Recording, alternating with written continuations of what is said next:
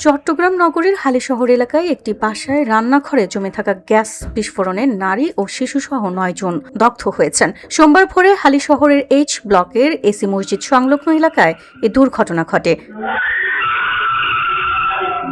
দগ্ধ ব্যক্তিরা হলেন সাকওয়াত হোসেন, মোহাম্মদ শিপন, মোহাম্মদ সুমন, মোহাম্মদ শাওন, মোহাম্মদ আনাস, মোহাম্মদ আইমান, আয়েশা আক্তার, পাখি আক্তার ও রানী আক্তার।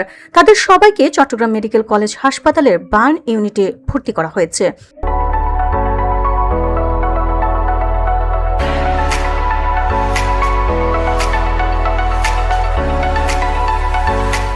চিকিৎসকদের ভাষ্য অনুযায়ী দগ্ধদের মধ্যে 4 জনের অবস্থা আশঙ্কাজনক। ফায়ার সার্ভিস সূত্রে জানা গেছে, ভোর 4:30টার দিকে হালিমা মঞ্জিল নামের একটি 6তলা ভবনের 3য় তলার একটি ফ্ল্যাটে বিস্ফোরণের ঘটনা ঘটে। বিস্ফোরণের পর ফ্ল্যাটটিতে আগুন ধরে যায়।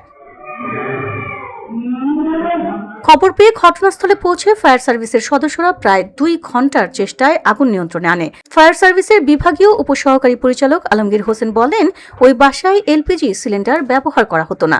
সেখানে কর্ণফুলী গ্যাস ডিস্ট্রিবিউশন কোম্পানি এর সরবরাহকৃত গ্যাস সংযোগ ছিল। ধারণা করা হচ্ছে, কোনো এক সময় চুলা থেকে গ্যাস লিক হয়ে রান্নাঘরে জমে যায়। পরে আগুনের সংস্পর্শে এলে জমে থাকা গ্যাস বিস্ফোরিত হয়। দগ্ধদের স্বজনদের সঙ্গে কথা বলে জানা গেছে, ওই ফ্ল্যাটে 2 ভাইয়ের পরিবার বসবাস করত। সম্প্রতি বিদেশ থেকে চিকিৎসার জন্য তাদের আরেক ভাই পরিবার সহ সেখানে অবস্থান করছিলেন। 3টি পরিবারের সদস্যরাই বিস্ফোরণে আহত হন।